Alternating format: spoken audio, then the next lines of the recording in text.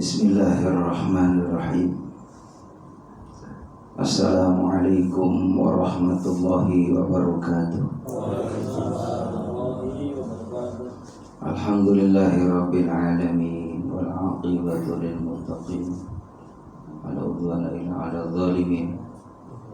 Asyhadu an la ilaha illallah wa asyhadu anna Muhammadan 'abduhu wa rasuluh. Allahumma salli wa sallim ala sayyidina Muhammad wa ala alihi wa sahbihi ajma'in. Qala Allah ta'ala fi kitabihil karim. Bismillahirrahmanirrahim. Wa 'alal mauludi lahu rizquhunna wa kiswatuhunna bil ma'ruf. Wa qala an-nabiy sallallahu alaihi wasallam kullu ma'rufin shadaqah. Sadaqallah sadaqa Rasulillah sallallahu alaihi wasallam. Allahumma nas'aluka husnal mahabbah wal mutaba'ah li nabiyina Muhammad Rasulillah sallallahu alaihi wasallam fi aqwalihi wa af'alihi wa ahwalihi bi rahmatika ya arhamar rahimin. Ketua DKM yang saya hormati, semoga beliau diberikan kesehatan oleh Allah Subhanahu wa taala. Juga para sesepuh, para orang tua, para hujaj yang sama-sama dirahmati oleh Allah. Tentunya tidak bosan-bosan kita selalu mengucapkan tahmid alhamdulillah, karena kalimat ini bila dibandingkan dengan kekayaan dunia, maka kalimat tahmid ini bisa mengungguli daripada kenikmatan materi di dunia ini. Jadi kalau ada orang yang kaya raya tapi tidak pernah memuji Allah, maka di mata Allah dia fakir, di mata Allah dia miskin. Tapi ketika seorang yang memang dia hidup dalam kondisi fakir, dalam kondisi miskin, dalam kondisi dhaif, du'afa, tapi dia ada syukur kepada Allah Subhanahu wa taala, dia selalu memuji Allah, alhamdulillah, alhamdulillah, maka orang tadi di mata Allah adalah orang yang istimewa. Ada suatu riwayat, barang siapa yang menjelang terbenamnya matahari membaca kalimat tahmid 100 kali alhamdulillah, alhamdulillah, maka itu Allah berikan pahala seperti orang yang bersedekah 100 kuda untuk berjuang di jalan Allah. Jadi kan kalimat itu lebih baik daripada dunia beserta isi. Begitupun pagi hari ketika matahari terbit, kita baca tahmid alhamdulillah, alhamdulillah, alhamdulillah. Maka itu kalimat yang apabila kita baca 100 kali, maka Allah berikan pahala seperti orang yang bersedekah 100 kuda yang terlatih untuk berjuang di jalan Allah Subhanahu wa taala. Maka terus kita untuk selalu memuji Allah dalam kondisi ala kulli hal, dalam kondisi apapun. Mudah-mudahan dengan selalu bertahmid kita senantiasa mendapatkan pujian dari Allah Subhanahu wa taala dan juga pujian dari para malaikat Allah Subhanahu wa taala. Allahumma sholli ala Muhammad, salawat dan salam semoga terlimpah curahkan keharibaan Nabi kita Muhammad sallallahu alaihi wasallam yang kita harapkan syafaatnya. Maka salawat ini jamaah rahimakumullah terus kita dawamkan. Guru saya mengijazai dari pesantren Dirboyo, beliau sampaikan bahwa biasakan kita mendawamkan baca salawat Jibril. Jadi sholawat Jibril itu sholawat yang ringan kita baca, mudah kita lafadzkan, tapi pahalanya besar. Yaitu sallallahu alaihi Muhammad, sallallahu alaihi Muhammad, sallallahu alaihi Muhammad 1000 kali. Jadi sehari semalam kalau bisa jangan tinggal tuh sholawat itu sholawat sallallahu alaihi Muhammad, sallallahu alaihi Muhammad, sallallahu alaihi Muhammad, sallallahu alaihi Muhammad. Boleh sambil berdiri, sambil di perjalanan, sambil kita berbaring. Kalau enggak dihitung pun tidak masalah. Kurang dari 1000 pun tidak masalah. Tapi ulama menganjurkan ya baca sholawat Jibril sallallahu alaihi Muhammad, karena bisa dipastikan ya rahimakumullah, kalau kita baca sholawat ini kan beda dengan kalau kita mau baca Quran. Kalau mau baca Quran kita harus berwudu. La yamassuhu illa mutahharun. Jangan menyentuh Quran kecuali dalam kondisi mutahharun. Ya, dalam kondisi bersih. Begitu suci. Mau sholat juga sama. Mau tawaf juga sama dalam kondisi suci. Karena tawaf itu sama seperti sholat. Nah, kalau bersolawat ini jamaah rahimakumullah, kita tidak ya berwudu pun punya hadas kecil, maka bersolawat boleh. Maka orang yang haid itu, kaum wanita, baca Quran nggak boleh, sholat nggak boleh, ya puasa nggak boleh. Boleh sholawat kepada Rasulullah SAW, bisa dengan sholawat Muhammad, atau boleh baca sholawat yang afdol dari banyak sholawat. Sahabat bertanya ke Rasulullah, ya Rasulullah, sholawat mana yang paling utama? Maka kata Rasulullah, sholawat yang dibaca ketika dalam sholat. Jadi Allahumma sholli ala Muhammad wa ala ali Muhammad kama shallaita ala Ibrahim wa ala ali Ibrahim wa barik ala Muhammad wa ala ali Muhammad kama barakta ala Ibrahim wa ala ali Ibrahim fil alamin innaka Hamidum Majid. Ini sholawat yang paling disukai sama Rasulullah. Ya, jadi jamaah yang dimuliakan Allah, orang yang bersolawat mendapat rahmat, diampuni dosanya oleh Allah, diberikan kebaikan, diangkat derajatnya, dikabul doanya, dimudahkan segala urusannya, diberikan syafaat nanti di akhirat. Bahkan anak keturunan kita, kalau kita mendawamkan sholawat, maka dijadikan anak-anak yang saleh dan salehah. Amin ya rabbal. Jadi banyak sholawat, sallallahu alaihi Muhammad, sallallahu alaihi Muhammad, atau Allahumma sholli ala Muhammad wa ala ali Muhammad, Allahumma sholli ala Muhammad wa ala ali Muhammad. Jamaah yang dimuliakan oleh Allah Subhanahu wa taala, ini kita enggak terasa sudah berada di bulan Jumadil Akhir. Jumadil Akhir, Rajab, Sya'ban. Nah, berarti 2 bulan setengah lagi. Ramadan lagi, mudah-mudahan kita pada panjang umur. Amin.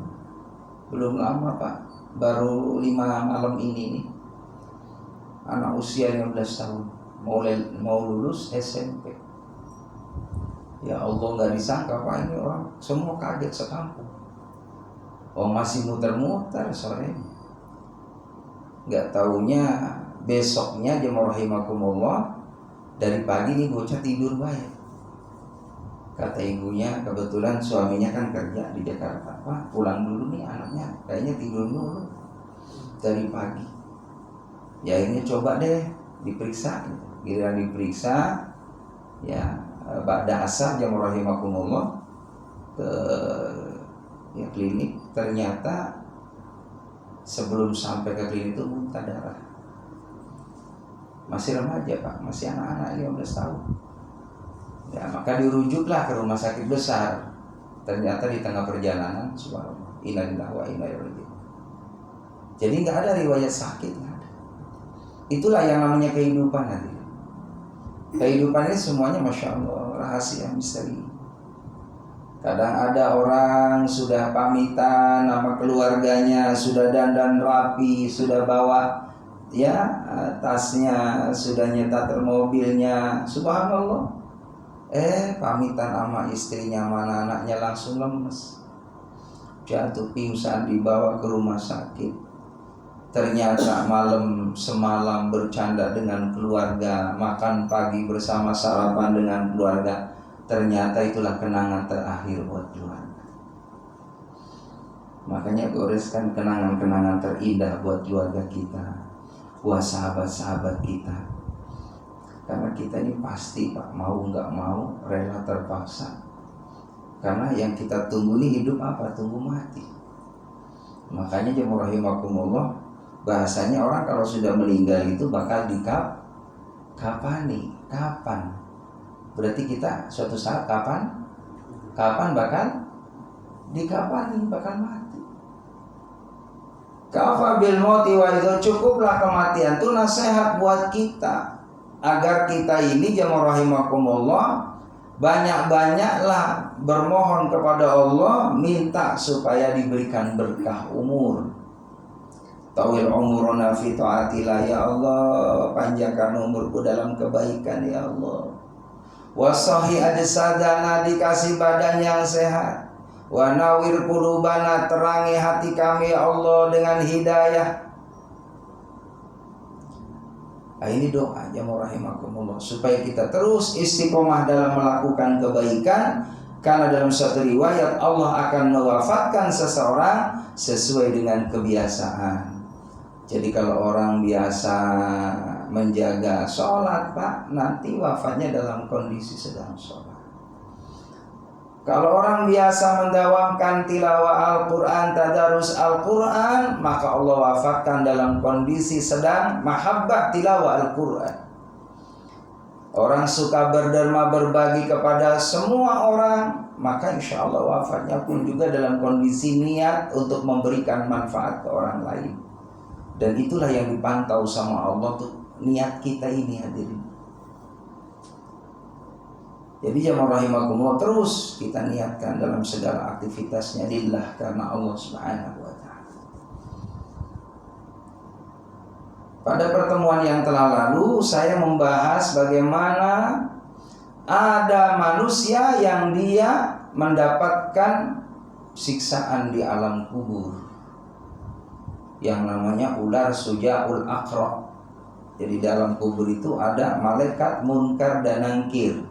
Juga ada ada makhluk Allah yang namanya ular Sujaul Aqra, yang dia akan menyiksa orang-orang yang 5 punya kesalahan kepada Allah. Yang pertama adalah siapa? Tariku sholat, orang yang meninggalkan sholat. Makanya sudah saya sampaikan pada pembahasan yang telah lalu, dosa yang paling besar dari dosa zina, dosa minum khamr, ya kan? Maka ada dosa yang paling besar, sampai diingetin nama malaikat Jibril, ya Musa, dosa yang paling besar adalah orang yang tariku sholat. Makanya di zaman Nabi juga kan pernah tuh ada orang sedang disolati, yang rahimakumullah, maka ternyata di dalam kain kafan itu ada gerakan yang luar biasa gesiknya. Lalu akhirnya jamaah rahimakumullah, sahabat berhenti. Ya. Ternyata ini penasaran kok di dalam kain kafan ada yang bergerak-gerak, jangan-jangan hidup lagi.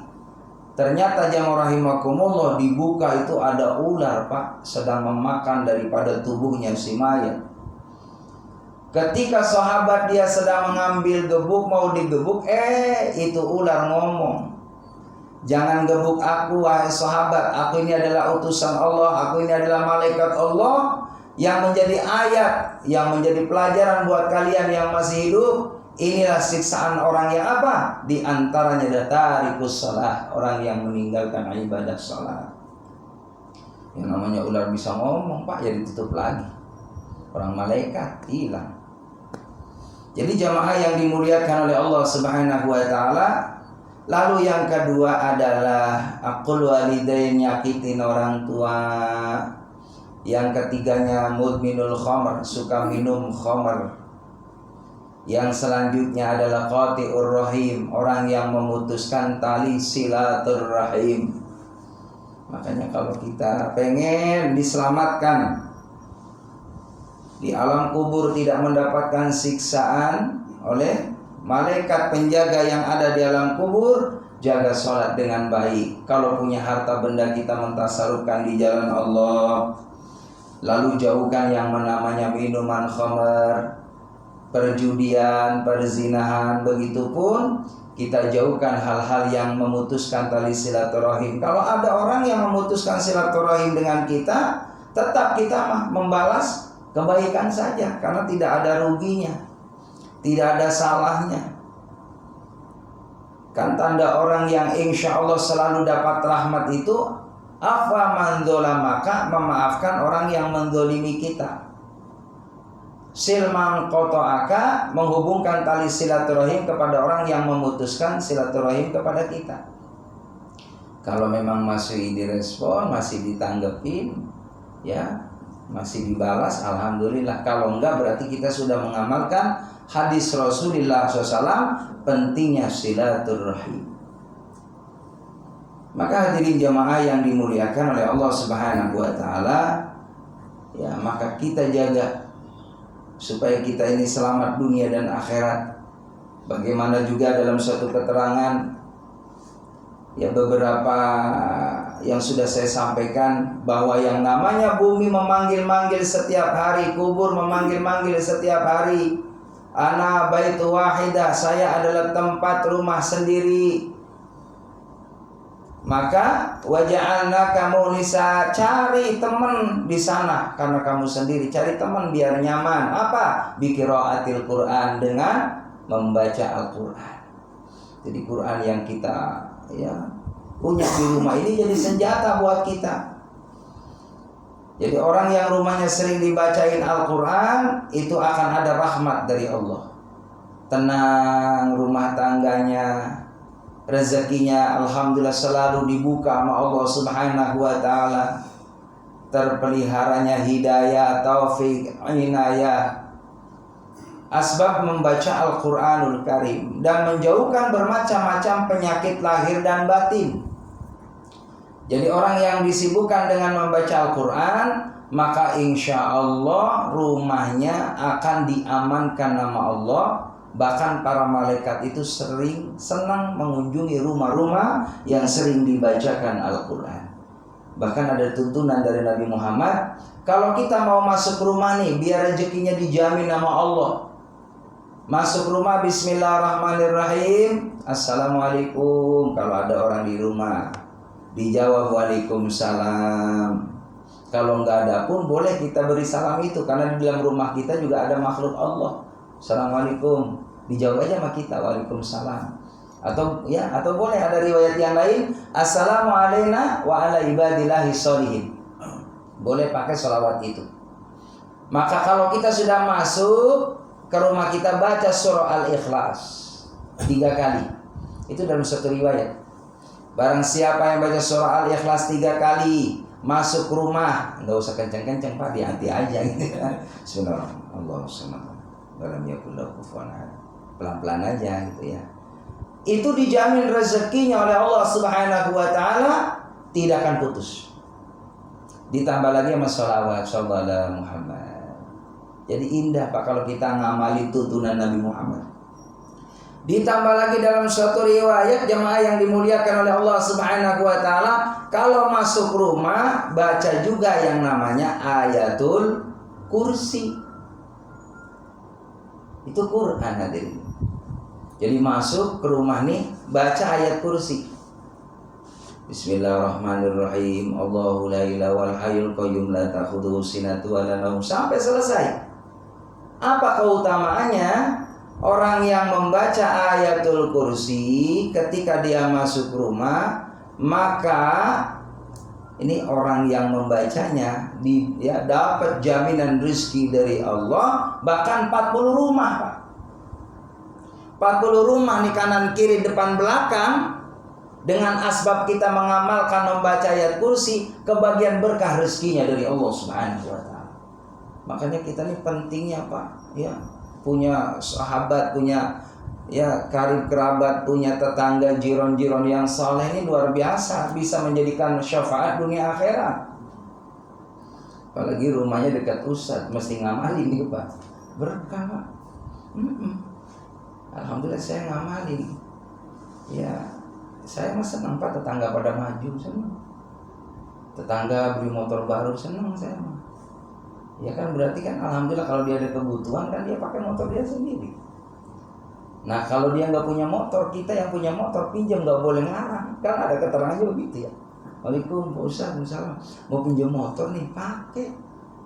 Nah karena dia punya motor udah bakal pinjam, berarti kudu senang mestinya Pak.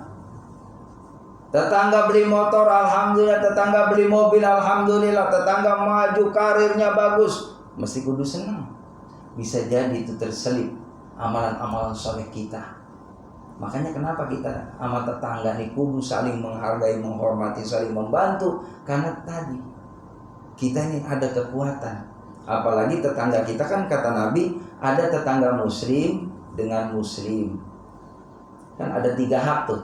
Hak tetangga, haknya muslim. Kalau dia masih famili kita, hak saudara. Kalau sama muslim saja 2, hak muslim sama hak tetangga. Kalau dia non muslim, dia hak tetangga.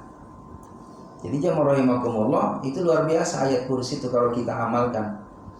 Lalu yang kedua, usahakan jamaah rahimakumullah, ini Quran nih. Kalau kita ngamalin Quran, Masya Allah, manfaatnya dibebaskan dari siksa kubur. Di dunia juga manfaatnya luar biasa, membuka pintu berkah dari Allah Subhanahu wa Ta'ala. Biasakan kalau kita mau tidur, baca yang namanya ayatul kursi. Diawali dengan Fatihah dulu. Sunnahnya menghadap kiblat, Pak. Syukur-syukur udah wudhu. Sunnahnya. Jadi udah dalam kondisi wudhu, ngadep kiblat, diangkat tangannya, baca Fatihah, Al-Ikhlas 3 kali, Al-Falaq sekali, Anas sekali. Syukur-syukur tambah Alif Lam Mim 5 ayat kursi, ama akhir surah Al-Baqarah. Di riwayat yang lain baca surah Al-Hasr ayat 19 sampai 21. Lau anzalna hadzal Qur'an. Kalau bisa. Kalau enggak minimal ayat kursi jangan ditinggal. Karena ini ada riwayatnya dari Nabi kita Muhammad SAW. Barang siapa yang tidur dia membaca ayatul kursi, maka kita dijaga oleh malaikat Allah Subhanahu wa Ta'ala. Dijaga, Pak, tidur kita. Jadi enggak bakal ada macam-macam. Rumah kita dijaga sama Allah. Makanya termasuk ini ayat kursi, mau masuk rumah, keluar rumah tetap dibaca. Bawa motor, mobil, Pak, baca ayat kursi. Karena itu diikuti malaikat Allah Subhanahu wa Ta'ala. Jadi jamaah yang dimuliakan oleh Allah Subhanahu wa Ta'ala. Dan asbab daripada ayat kursi juga, dulu ada sahabat yang namanya sahabat Abu Hurairah.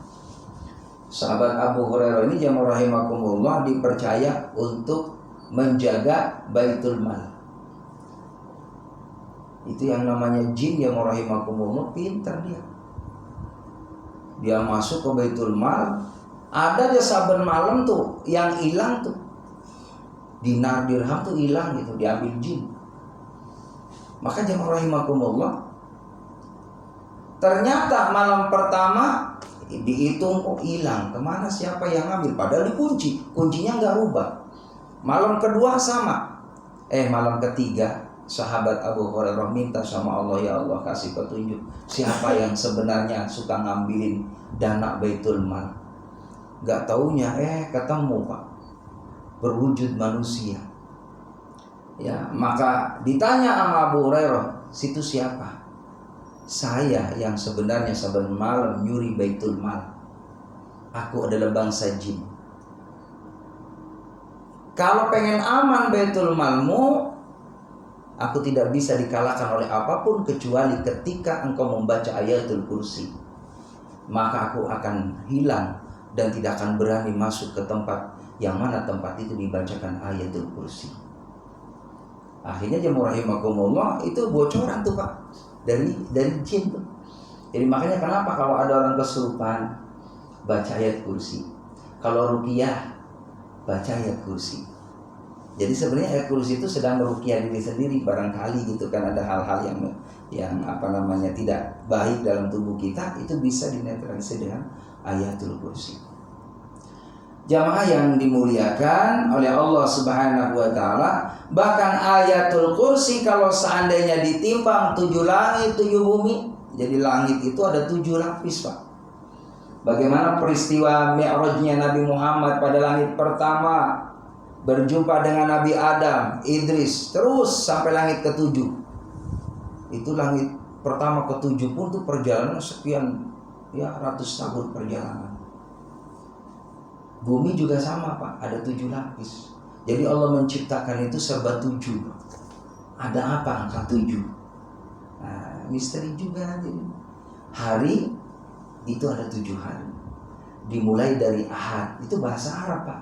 Jadi kita nih orang Islam, jangan hari Minggu, Ahad. Begitu. Memang orang Jawa kan begitu ya, kadang-kadang orang-orang kadang ngikutin tidak sesuai dengan bahasa yang tepat. Ya, kita ini tradisi umum maksudnya. Jadi jamaah rahimakumullah, hari Ahad, Senin, asalnya Isnin, Selasa bahasa Arab, Rabu Arba gitu kan, Rabu, Khamis 5 hari kelima, Jumat maknanya bersama-sama, jamaah, Sabt itu 7,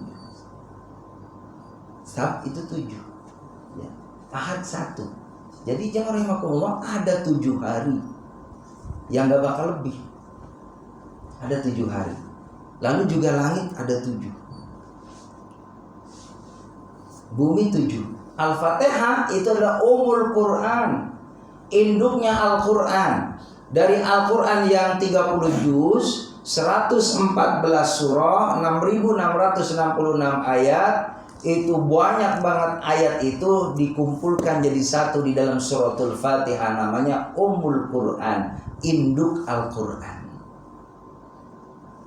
Makanya dari sekian banyak surah, dari mulai Al-Fatihah, Alif Lam Mim, Ali Imran, An-Nisa, Al-Maidah, Al-An'am, Al-A'raf, terus sampai Anas, yang wajib dibaca dalam sholat bukan surah Al-Baqarah, tapi Al-Fatihah. Itu menjadi rukun. Jadi kalau ada orang sholat tidak baca Fatihah, tidak sah sholatnya. Lalu bagaimana kalau kita jadi makmum gak baca Fatihah? Pak, gimana hukumnya? Padahal bisa. Ya, ini mah males gitu ya. Jadi tetap dibaca, Pak. Nah, ketika imam baca ya Al-Fatihah, kita iftitah. Selesai iftitahnya. Selesai iftitah, dengerin tuh bacaan Fatihahnya imam. Takut ada yang salah, Pak. Yang namanya juga manusia. Di belakang imam wajib ngingetin. Tuh. Selesai waladhdallin amin. Imam dalam hadis Nabi Muhammad ini harus benar-benar punya kebijaksanaan, karena di belakang imam tuh makmumnya beda-beda. Jangan jadi imam surahnya Waqiah. Ya, surahnya Ar-Rahman. Surahnya sampai selesai Ali Imran.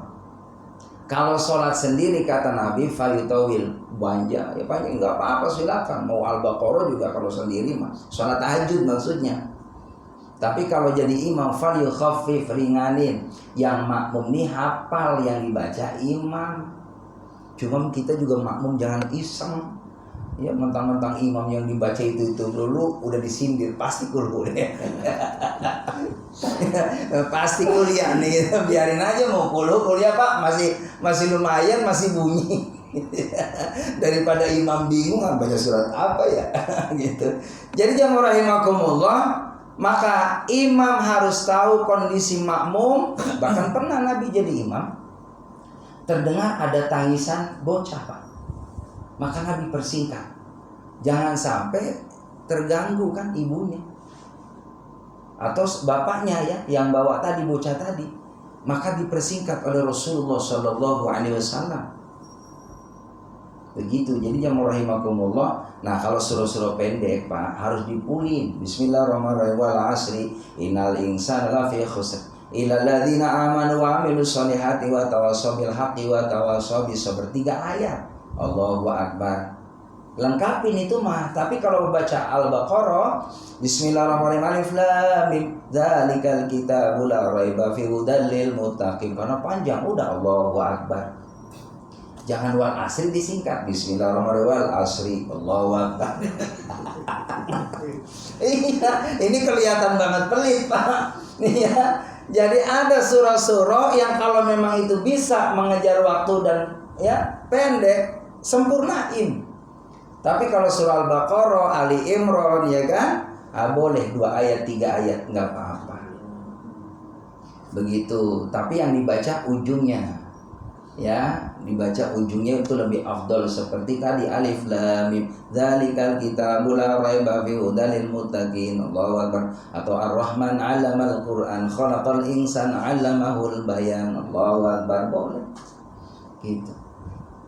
Jamaah yang dimuliakan oleh Allah Subhanahu wa taala, jadi 7 itu ada rahasia yang luar biasa. Ya, seperti tawaf 7. Ya kan, tawaf 7. Terus lagi sa'i 7. Jumroh 7 batu, 21 kan jumlahnya. 7, ada apa angka 7 aja? Karena tadi itu semua termasuk kesukaan dari Allah Subhanahu wa taala. Begitu. Jadi jamaah rahimakumullah, kembali bahwa ayatul kursi ini kalau ditimbang dengan langit dan bumi 7 lapis, langit 7 lapis bumi, maka ayatul kursi kalau ditimbang itu lebih berat daripada langit dan bumi. Keistimewaannya. Jadi luar biasa ayat kursi. Dan ayat kursi itu jamaah rahimakumullah mempermudah segala urusan. Jadi kalau punya keinginan urusan apa, baca ayat kursi, insya Allah dimudahkan oleh Allah. Terus lagi dijauhkan daripada kejahatan manusia. Orang yang mau berbuat zalim, menganiaya diri kita, mau mencederai kita, mau ya apapun gitu mengenai daripada hal yang berbahaya, madharat bagi kita.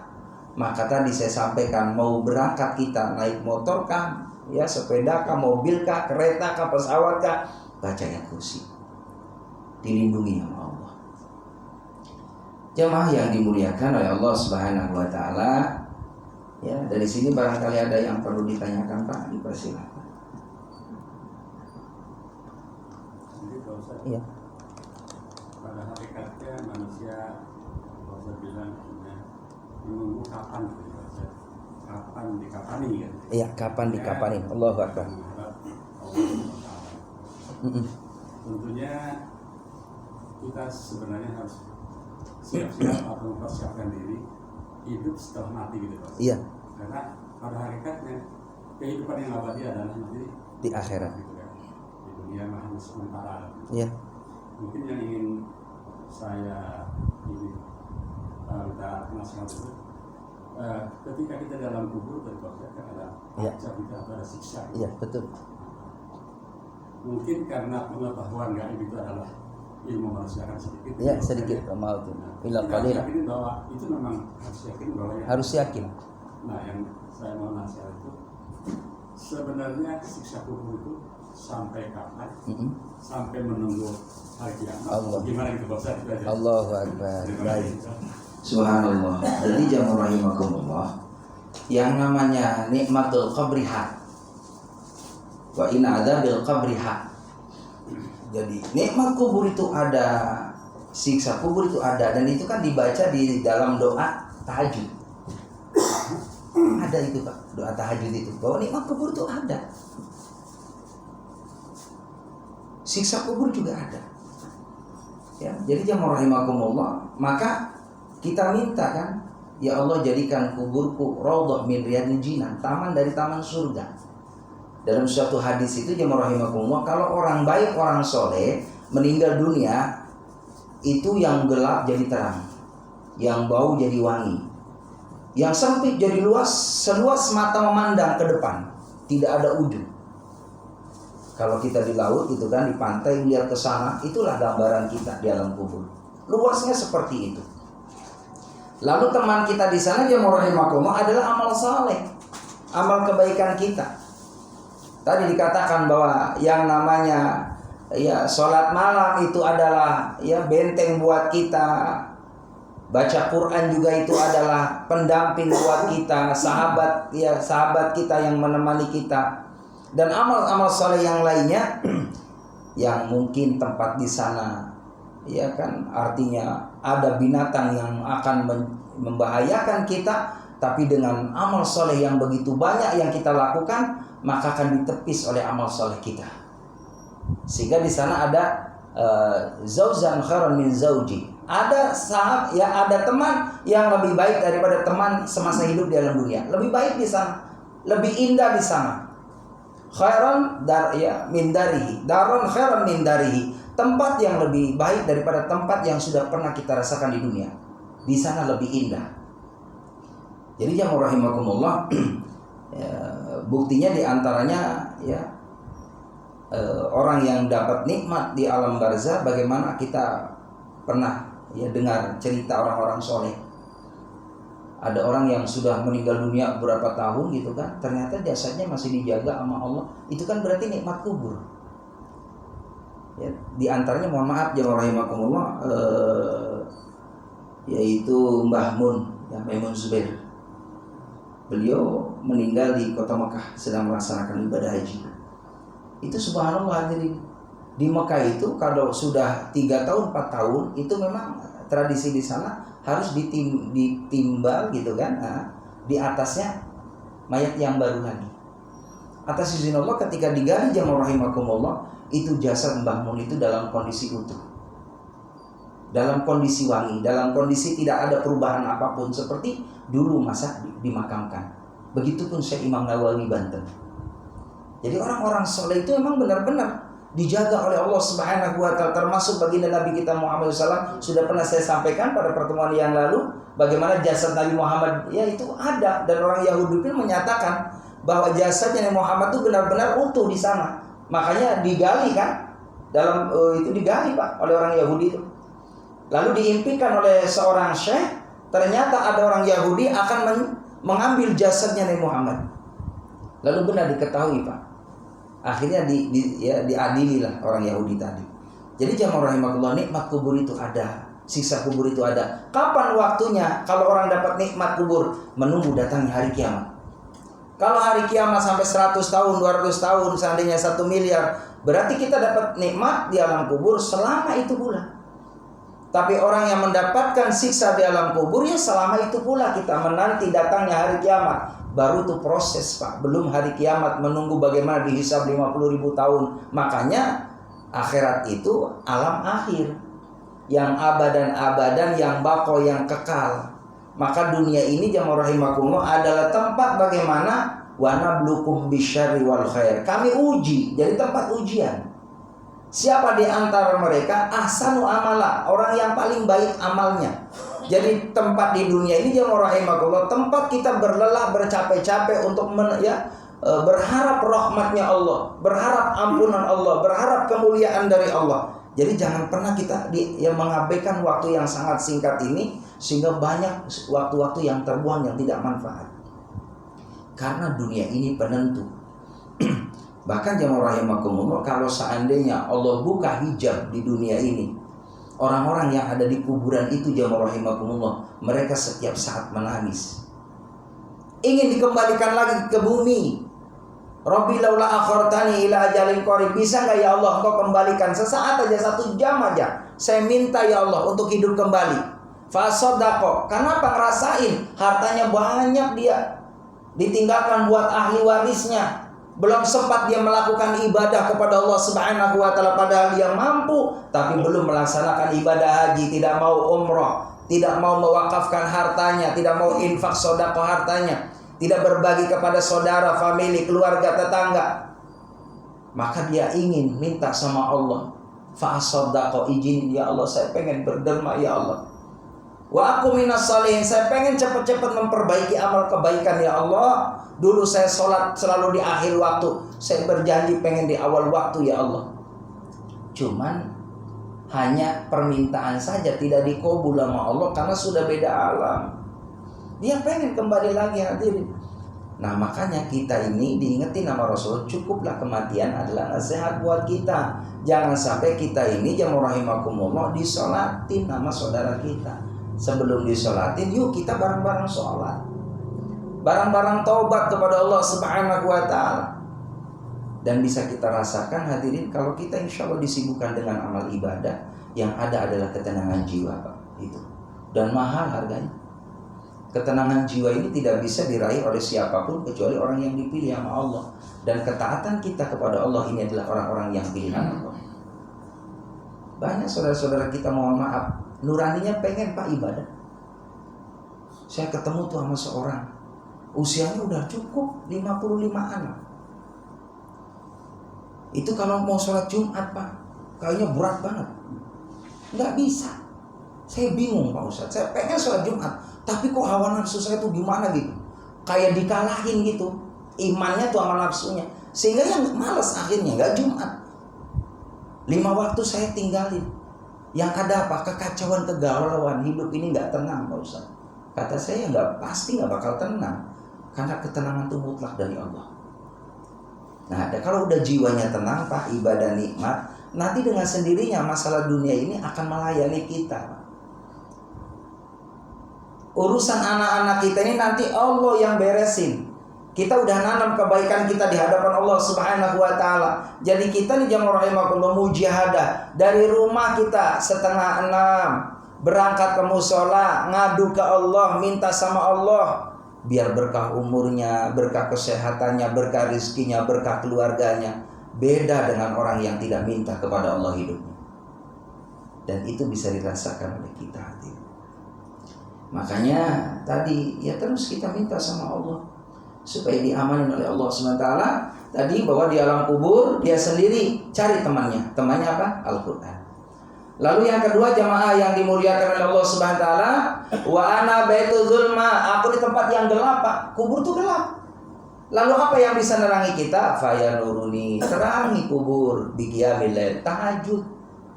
Di suatu malam yang gelap Pak, jam 3 orang pada tidur, kita bergegas subhanallah untuk ya ngarepin rahmatnya Allah, hidayah dari Allah, kemuliaan dari Allah, kemudahan dari Allah, karena memang sumber segalanya adalah Allah Subhanahu wa taala. Ini ada amalan Pak, saya baca dalam kitab. Usahakan tiap malam baca nih kalau ayat ini hafal.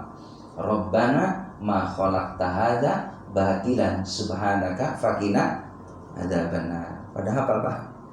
Hafal ya, insyaallah. Ikutin Pak Ustaz. Bismillahirrahmanirrahim. Rabbana ma khalaqta hadza batilan subhanaka faqina adzabannar.